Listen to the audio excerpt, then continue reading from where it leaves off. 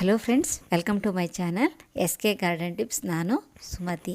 Friends, ಇವತ್ತಿನ ನಮ್ಮ ವಿಡಿಯೋದಲ್ಲಿ ಮನಿ ಪ್ಲ್ಯಾಂಟ್ ಬಗ್ಗೆ ಕೆಲವೊಂದು ಮಾಹಿತಿ ಕೊಡ್ತೀನಿ ನಿಮಗೆ. ಹಾಗೆ ನನ್ನದೊಂದು ಬಿಗ್ ಸೀಕ್ರೆಟ್ ಕೂಡ ಹೇಳ್ತೀನಿ. ನನ್ನ ಮನಿ ಪ್ಲ್ಯಾಂಟು ಸಣ್ಣ ಸಣ್ಣ ಎಲೆಯಿಂದ ಹೇಗೆ ಕನ್ವರ್ಟ್ ಆಗಿದೆ, ದೊಡ್ಡ ದೊಡ್ಡ ಎಲೆ ಥರ ಹೇಗೆ ಬೆಳೆದಿದೆ ಅನ್ನೋದು ಕೂಡ ತೋರಿಸಿ ನಿಮಗೆ ಅದ್ರ ಬಗ್ಗೆ ಎಕ್ಸ್ಪ್ಲೇನ್ ಮಾಡ್ತೀನಿ. ತುಂಬ ಜನ ಸಮಸ್ಯೆ ಇದು, ಸಣ್ಣ ಸಣ್ಣ ಎಲೆ ಬರ್ತಾ ಇರುತ್ತೆ, ದೊಡ್ಡ ದೊಡ್ಡ ಎಲೆ ಬರೋಲ್ಲ, ಹೆಲ್ದಿಯಾಗಿರಲ್ಲ. ಅದನ್ನೆಲ್ಲ ನಾವು ಈ ವಿಡಿಯೋದಲ್ಲಿ ನೋಡೋಣ.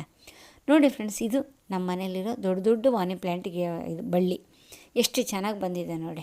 ಎಷ್ಟೆಷ್ಟು ದೊಡ್ಡಕ್ಕಿದೆ ಅಂದರೆ ಆರಾಮಾಗಿ ಒಬ್ಬರು ಕೂತ್ಕೊಂಡು ಊಟ ಮಾಡ್ಬೋದು. ಅಂದರೆ ಬಾಳೆಲೆ ಎಷ್ಟು ದೊಡ್ಡ ದೊಡ್ಡದು ಬೆಳೆದಿದೆ ನೋಡಿ. ಎಷ್ಟು ದೊಡ್ಡಕ್ಕಿದೆ ನೋಡಿದ್ರೆ ನಿಮಗೆ ವೀಡಿಯೋದಲ್ಲಿ ಸರಿಯಾಗಿ ಅರ್ಥ ಆಗುತ್ತೋ ಇಲ್ಲೋ, ಆದರೂ ನೋಡಿದ್ರೆ ಮಾತ್ರ ನಿಮ್ಗೆ ನೀವೇ ಹೇಳ್ತೀರ, ಅಬ್ಬಾ ಇಷ್ಟಿಷ್ಟು ದೊಡ್ಡ ಹೇಗೆ ಬಂತಕ್ಕ ಅಂತ. ಆ ಸೀಕ್ರೆಟ್ ನಿಮ್ಗೆ ಹೇಳ್ತೀನಿ ಈ ವಿಡಿಯೋದಲ್ಲಿ. ಆಮೇಲೆ ಇನ್ನೊಂದು, ಮನಿ ಪ್ಲ್ಯಾಂಟಲ್ಲಿ ಬೇಕಾದಷ್ಟು ಥರದ ಕಲರ್ ಆಗಿದ್ದು ಮನಿ ಪ್ಲ್ಯಾಂಟ್ ಸಿಕ್ಕುತ್ತೆ. ಇದು ನೋಡಿ, ಇದು ಒಂಥರ ಚುಕ್ಕೆ ಇದ್ದದ್ದು, ಒಂಥರ ಕ್ರೀಮ್ ಕಲರ್ ಎಲೆ, ಅದಕ್ಕೆ ಗ್ರೀನ್ ಕಲರು ಡಿಸೈನ್ ಇದೆ. ಒಂದು ಎಲೆ ಇದ್ದಂಗೆ ಇನ್ನೊಂದು ಎಲೆ ಇರಲ್ಲ. ಇದ್ರದ್ದು ಸುಳಿ ಎಲೆ ನೋಡಿ, ಅಂದರೆ ಎಳೆ ಎಲೆ ನೋಡಿ ಬೇರೆಯೇ ಕಲರ್ ಇರುತ್ತೆ. ಸ್ವಲ್ಪ ಬೆಳೆದಂಗೆ ಅದು ಬೇರೆಯೇ ಕಲರ್ ಬರುತ್ತೆ. ಇದೊಂದು ಜಾತಿ ಮನಿ ಪ್ಲ್ಯಾಂಟು. ಇದು ತುಂಬ ಚೆನ್ನಾಗಿ ಬೆಳೀತೆ. ಇದು ಕೂಡ ಎಲ್ಲಿ ಬೇಕಾದ್ರೆ ನಾವು ಅಲ್ಲಿ ಬೆಳೆಸೋಕ್ಕೆ ಇದು ಅನುಕೂಲವಾಗಿರುತ್ತೆ. ತುಂಬ ಚೆನ್ನಾಗಿರುತ್ತೆ, ಫಾಸ್ಟಾಗಿ ಬೆಳೆಯುತ್ತೆ ಇದು ಕೂಡ, ಈ ಮನಿ ಪ್ಲ್ಯಾಂಟು. ಆಮೇಲೆ ಇದು ನಾರ್ಮಲ್ಲಾಗಿ ಸಾಧಾರಣ ಎಲ್ಲರ ಮನೆಯಲ್ಲಿರುವಂಥದ್ದು ಮನಿ ಪ್ಲ್ಯಾಂಟ್. ಇದು ಗ್ರೀನ್ ಕಲರು. ಇದರಲ್ಲಿ ಎರಡು ಥರದ್ದಿದೆ. ಒಂದು ಒಂದು ಸ್ವಲ್ಪ ರೌಂಡ್ ಶೇಪಲ್ಲಿ ಎಲೆ ಬರುತ್ತೆ. ಇನ್ನೊಂದು ಸ್ವಲ್ಪ ಕೋನ್ ಟೈಪಲ್ಲಿರುತ್ತೆ, ಒಂದು ಸ್ವಲ್ಪ ಉದ್ದದ ಥರ ಇರುತ್ತೆ. ಎರಡು ಥರದ್ದಿದೆ. ಈ ಗ್ರೀನ್ ಕಲರಲ್ಲಿ ಎರಡು ಥರದ ಮನಿ ಪ್ಲ್ಯಾಂಟು ಸಿಕ್ಕುತ್ತೆ. ಸಾಧಾರಣ ನೋಡೋಕೆ ಎರಡು ಒಂದೇ ಥರ ಇರುತ್ತೆ. ಸ್ವಲ್ಪ ಜಾಸ್ತಿ ಗಮನ ಇಟ್ಟು ನೋಡಿದರೆ ನಿಮಗೆ ಡಿಫ್ರೆನ್ಸು ಗೊತ್ತಾಗುತ್ತೆ ಯಾವ ಥರ ಇರುತ್ತೆ ಅಂತ ಹೇಳ್ಬಿಟ್ಟು. ಓಕೆ, ಇದರಲ್ಲಿ ಒಂದೆರಡು ಥರ ಆಯಿತು. ಫಸ್ಟಿಗೆ ಇದನ್ನು ತೋರಿಸಿದ್ದೆ. ಈಗ ನಾನು ಇನ್ನೊಂದು ಕೂಡ ತೋರಿಸ್ತೀನಿ ನಿಮಗೆ. ನನ್ನ ಹತ್ರ ಇರೋ ಇನ್ನೊಂದು ಮನಿ ಪ್ಲ್ಯಾಂಟ್ ಕಲರ್ ಕೂಡ ತೋರಿಸ್ತೀನಿ. ಅದಂತೂ ತುಂಬ ಚೆನ್ನಾಗಿದೆ, ಆದರೆ ಸ್ಲೋ ಆಗಿ ಬೆಳೆಯುತ್ತೆ ಅದು. ಆ ಮನಿ ಪ್ಲ್ಯಾಂಟು ಸ್ವಲ್ಪ ಸ್ಲೋ ನೋಡಿ. ಇದು ಎಲೆ ಒಂಥರ ಗ್ರೀನು ಮತ್ತು ಕ್ರೀಮ್ ಕಲರಲ್ಲಿ ಮಿಕ್ಸ್ ಇರುತ್ತೆ ನೋಡಿ. ಇಷ್ಟಕ್ಕೆ ಮುಂಚೆ ಸ್ವಲ್ಪ ಯೆಲ್ಲೋ ಕಲರ್ದು, ಇದು ಕ್ರೀಮ್ ಕಲರ್. ಇದು ನೋಡಿ, ಎಲೆಗಳೆಲ್ಲ ಒಂದು ಸ್ವಲ್ಪ ಏನೋ ಕಾಯಿಲೆ ಬಂದವ್ರ ಥರ ಇರುತ್ತೆ. ಇದು ಕಾಯಿಲೆ ಬಂದಿದೆಯಲ್ಲ ಅದೇ ಥರನೇ ಇದೆ. ಅದು ಸ್ವಲ್ಪ ಸ್ಲೋ ಆಗಿ ಬೆಳೆಯುತ್ತೆ. ಇನ್ನೊಂದು ಮನಿ ಪ್ಲ್ಯಾಂಟ್ ನೋಡಿ, ಇದು ಗೋಲ್ಡ್ ಕಲರಲ್ಲಿರುತ್ತೆ, ಎಷ್ಟು ಶೈನಿಂಗಲ್ಲಿರುತ್ತೆ ನೋಡಿ. ಇದು ಗೋಲ್ಡ್ ಪಾತೋಸೋ ಏನೋ ಅಂತಾರೆ ಇದಕ್ಕೆ. ಇದು ಕೂಡ ಫಾಸ್ಟಾಗಿ ಬೆಳೆಯುತ್ತೆ. ಇದು ಕೂಡ ಪ್ರಾಬ್ಲಮ್ ಆಗೇನಿರಲ್ಲ, ತುಂಬ ಚೆನ್ನಾಗಿ ಬೆಳೆಯುತ್ತೆ. ಇದರಲ್ಲಿ ಯಾವುದೇ ಥರದ್ದು ಮಚ್ಚೆಗಳಿರಲ್ಲ, ಅಂದರೆ ಡಿಸೈನ್ ಏನಿರಲ್ಲ, ಓನ್ಲಿ ಒಂದೇ ಕಲರು. ತುಂಬ ಚೆನ್ನಾಗಿರುತ್ತೆ, ಶೈನಿಂಗ್ ಇರುತ್ತೆ, ಫುಲ್ಲು ಚೆನ್ನಾಗಿರುತ್ತೆ. ಬಿಸಿಲಲ್ಲಂತೂ ಪಳ ಹೊಳಿತಾ ಇರುತ್ತೆ, ತುಂಬ ಚೆನ್ನಾಗಿರುತ್ತೆ. ಈಗ ನನ್ನ ಹತ್ರ ಇರೋ ಹ್ಯಾಂಗಿಂಗ್ ಗಾರ್ಡನಲ್ಲಿ ಈ ಮನಿ ಪ್ಲ್ಯಾಂಟನ್ನು ನಾನು ಹಾಕಿದ್ದೆ. ಈ ಹ್ಯಾಂಗಿಂಗ್ ಪಾಟಲ್ಲಿ ನಾವು ಮನಿ ಪ್ಲ್ಯಾಂಟ್ ಬೆಳೆಸಬೇಕಿದ್ರೆ ಒಂದು ಗಮನ ಇಡಬೇಕು. ಏನಂತೇಳಿದರೆ, ಜಾಸ್ತಿ ಗಾಳಿ ಬರ್ತಾಯಿದೆ ಅಂದ್ಕೊಳ್ಳಿ, ಅಂಥ ಜಾಗದಲ್ಲಿ ಈ ಥರ ಹ್ಯಾಂಗಿಂಗ್ ಪಾಟ್ ಹಾಕಿದ್ರೆ ಮಾತ್ರ ಆ ಗಿಡದಲ್ಲಿ, ಆ ಬಳ್ಳಿಲಿ ಎಲೆಗಳು ಸ್ವಲ್ಪ ಸಣ್ಣಕ್ಕೆ ಬರ್ತಾ ಇರುತ್ತೆ. ಓಕೆನಾ. ಈ ಬಾಲ್ಕನಿ ಗಾರ್ಡನಲ್ಲೆಲ್ಲ ಕೆಲವರೆಲ್ಲ ಬೆಳೆಸ್ತಿರ್ತಾರಲ್ಲ ಅಂಥವ್ರು, ಇಲ್ಲಾಂದರೆ ಮೇಲ್ಗಡೆ ಕಟ್ಟಿರ್ತಾರೆ ನೋಡಿ, ಹಗ್ಗ ಕಟ್ಟಿ ಅದಕ್ಕೆ ಸುತ್ತಿರ್ತಾರೆ ಬಳ್ಳಿನ, ಅಂಥ ಕಡೆ ಜಾಸ್ತಿ ಗಾಳಿ ಬರ್ತಿದ್ರೆ ಅದು ಏನಾಗುತ್ತೆ ಅಂದರೆ ಗಿಡದಲ್ಲಿ ಸ್ವಲ್ಪ ಡಲ್ನೆಸ್ ಬರುತ್ತೆ. ಎಲೆಗಳೆಲ್ಲ ಸ್ವಲ್ಪ ಬೇಗ ಹಣ್ಣಾಗಿ ಉದುರಿ ಹೋಗ್ತಾ ಇರುತ್ತೆ. ಅಲ್ಲಲ್ಲಿ ಖಾಲಿಯಾಗಿರುತ್ತೆ, ಅಂದರೆ ಬುಷ್ಯಾಗಿ ಕಾಣಿಸಲ್ಲ ನಮಗೆ. ಬುಷ್ಯಾಗಿ ಕಾಣಿಸ್ಬೇಕು ಅಂತೇಳಿದರೆ ಇದನ್ನು ಪ್ರೂನ್ ಮಾಡ್ತಾ ಇರಬೇಕು. ನೀವು ಎಷ್ಟು ಸರ್ತಿ ಪ್ರೂನ್ ಮಾಡ್ತಾಯಿದ್ರೆ ಅಷ್ಟು ತುಂಬ ಚೆನ್ನಾಗಿ ನಿಮಗೆ ಆ ಎಲೆಗಳು ಬಳ್ಳಿ ಬರ್ತಾ ಇರುತ್ತೆ, ಚಿಗುರು ಬರ್ತಾ ಇರುತ್ತೆ, ನೀವು ಬುಷ್ಯಾಗಿ ಕಾಣಿಸುತ್ತೆ.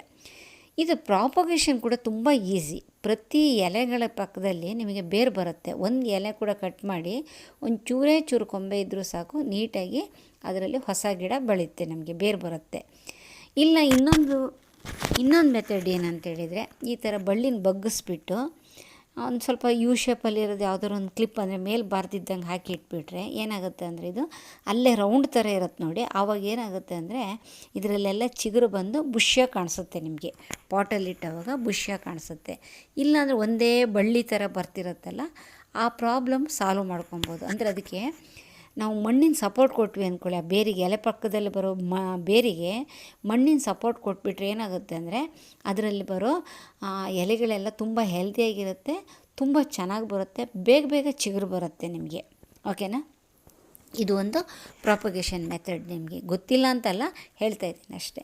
ಆಮೇಲೆ ಇನ್ನೊಂದು ನೋಡಿ, ಮನಿ ಪ್ಲ್ಯಾಂಟ್ ನಾವು ಪಾಟಲ್ಲಿ ನೆಟ್ಟವಾಗ ನಾವು ಮುಖ್ಯವಾಗಿ ಒಂದು ನೋಡಬೇಕಾಗಿದ್ದು, ಅದಕ್ಕೆ ಒಳ್ಳೆ ಸಪೋರ್ಟ್ ಕೊಡಬೇಕು ನೋಡಿ. ಇದು ವಾಟರ್ ಪೈಪಿಗೆ ನಾನು ಅದು ಹಗ್ಗ ಸುತ್ತಿದ್ದೀನಿ. ಹಗ್ಗ ಸುತ್ತಿಬಿಟ್ಟು ಇದಕ್ಕೆ ಮನಿ ಪ್ಲ್ಯಾಂಟ್ ಹಬ್ಸಿದ್ರೆ ತುಂಬ ಚೆನ್ನಾಗಿ ಬೆಳೆಯುತ್ತೆ.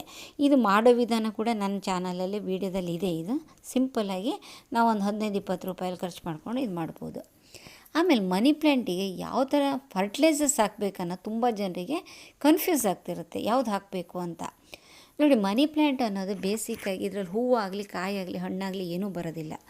ಓನ್ಲಿ ಅದಕ್ಕೆ ಎಲೆಗಳು ಮಾತ್ರ ಬೆಳೆಸ್ತಾ ಇರಬೇಕು ನಾವು. ಎಲೆಗಳು ಚೆನ್ನಾಗಿ ಬೆಳಿಬೇಕಿದ್ರೆ ಅದಕ್ಕೆ ನೈಟ್ರೋಜನ್ ಜಾಸ್ತಿ ಬೇಕು.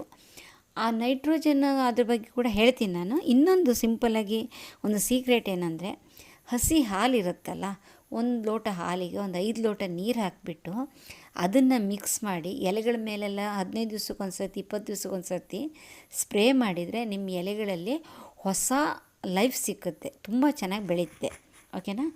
ಹಸಿ ಹಾಲು. ಆಮೇಲೆ ಇನ್ನೊಂದು ಇದಕ್ಕೆ ಒಳ್ಳೆ ಫರ್ಟಿಲೈಸರ್ಸ್ ಯಾವುದು ಅಂದರೆ, ಈ ನಮ್ಮ ಹತ್ರ ಈರುಳ್ಳಿ, ಬೆಳ್ಳುಳ್ಳಿ ಸಿಪ್ಪೆಗಳೆಲ್ಲ ಇರುತ್ತೆ ನೋಡಿ, ಅದನ್ನು 1 ಲೋಟ ನೀರಲ್ಲಿ ಹಾಕಿ ಕುದಿಸ್ಬಿಟ್ಟು ಅದನ್ನು ಸೋಸಿ ಆ ನೀರು ತಣ್ಣಗಾದ್ರ ಮೇಲೆ ಅದನ್ನು ಕೂಡ ನಾವು ಸ್ಪ್ರೇ ಮಾಡ್ಬೋದು, ಮಣ್ಣಲ್ಲಿ ಕೂಡ ಹಾಕ್ಬೋದು. ತುಂಬ ಚೆನ್ನಾಗಿ ಮನಿ ಪ್ಲ್ಯಾಂಟ್ ಬೆಳೆಯುತ್ತೆ. ಓಕೆನಾ?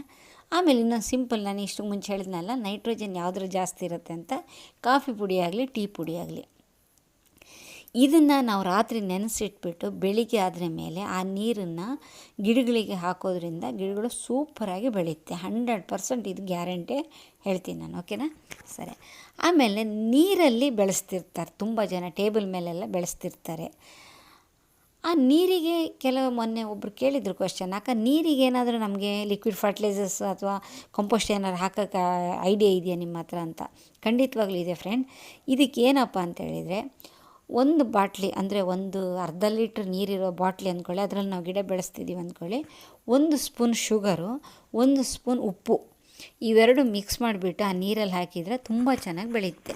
ಲಿಕ್ವಿಡ್ ಫರ್ಟಿಲೈಸರ್ ಅಂದರೆ ನೀರಲ್ಲಿ ಬೆಳೆಸೋ ಗಿಡಕ್ಕೆ ಇದು ತುಂಬ ಚೆನ್ನಾಗಿ ಕೆಲಸ ಮಾಡುತ್ತೆ. ಇನ್ನೊಂದೇನೆಂದರೆ, ಹ್ಯಾಂಗಿಂಗ್ ಪಾಟಲ್ಲಿ ಬೆಳೆಸುವಾಗ ಅದು ಕಂಪಲ್ಸರಿ ಸಣ್ಣ ಸಣ್ಣ ಎಲೆ ಗ್ಯಾರಂಟಿ ಬರುತ್ತೆ ನಿಮಗೆ. ಹ್ಯಾಂಗಿಂಗ್ ಪಾಟಲ್ಲಿ ಇಟ್ಬಿಟ್ಟು ದೊಡ್ಡ ದೊಡ್ಡ ಎಲೆ ಬರಬೇಕಂದ್ರೆ ಖಂಡಿತ ಸಾಧ್ಯ ಆಗೋಲ್ಲ. ಓಕೆನಾ? ಸರಿ. ಈಗ ಸಣ್ಣ ಎಲೆ ಇದ್ದದ್ದನ್ನು ದೊಡ್ಡ ಎಲೆ ಥರ ಯಾವ ಥರ ಮಾಡ್ಬೋದು ಅಂತ ನಿಮಗೆ ಹೇಳ್ತೀನಿ ನೋಡಿ. ಇದು ಸೀಕ್ರೆಟ್ ಏನು ಗೊತ್ತಾ ಫ್ರೆಂಡ್ಸ್, ನಾವು ಅದಕ್ಕೆ ಒಳ್ಳೆ ಒಂದು ಸಪೋರ್ಟ್ ಕೊಟ್ವಿ ಅಂದ್ಕೊಳ್ಳಿ, ಆವಾಗ ಈ ಥರ ಬೆಳೆಯುತ್ತೆ. ಇದು ಯಾಕೆ ಈ ಥರ ದೊಡ್ಡ ದೊಡ್ಡದಾಗಿದೆ ಅಂತೇಳಿದರೆ, ಅದು ನುಗ್ಗೆ ಮರ ಇದೆ, ಪಕ್ಕದಲ್ಲಿರೋದು ನುಗ್ಗೆ ಮರ. ಆ ನುಗ್ಗೆ ಮರಕ್ಕೆ ಈ ಮನಿ ಪ್ಲ್ಯಾಂಟ್ ಪಕ್ಕದಿಂದ ಹೋಗಿದೆ ನೋಡಿ. ಅದು ಬೇರು ನೋಡಿದರೆ ನುಗ್ಗೆ ಮರಕ್ಕೆ ಸಪೋರ್ಟ್ ಕೊಟ್ಕೊಂಡ್ಬಿಟ್ಟು ಬೆಳೆದಿದೆ. ಅಂದರೆ ನೀವು ಯಾವುದಾದ್ರು ಒಂದು ಮರದ್ದು ದೊಡ್ಡ ದೊಡ್ಡದು ಇದು ಥರ ಇದ್ದಿದ್ದನ್ನು ನೀವು ಸಪೋರ್ಟ್ ಕೊಟ್ಟು ಬೆಳೆಸಿದ್ರು ಕೂಡ ಇದೇ ಥರ ನಿಮಗೆ ದೊಡ್ಡ ದೊಡ್ಡ ಎಲೆ ಬರುತ್ತೆ. ಅಥವಾ ನಿಮ್ಮ ಮನೆಯಲ್ಲಿ ಅಡಿಕೆ ಮರ, ತೆಂಗಿನ ಮರ ಏನಾದ್ರು ಇದ್ದರೆ ಅದ್ರ ಬುಡಕ್ಕೆ ಹಾಕಿದರೂ ಕೂಡ ಇದೇ ಥರ ದೊಡ್ಡ ದೊಡ್ಡ ಎಲೆ ಬರುತ್ತೆ.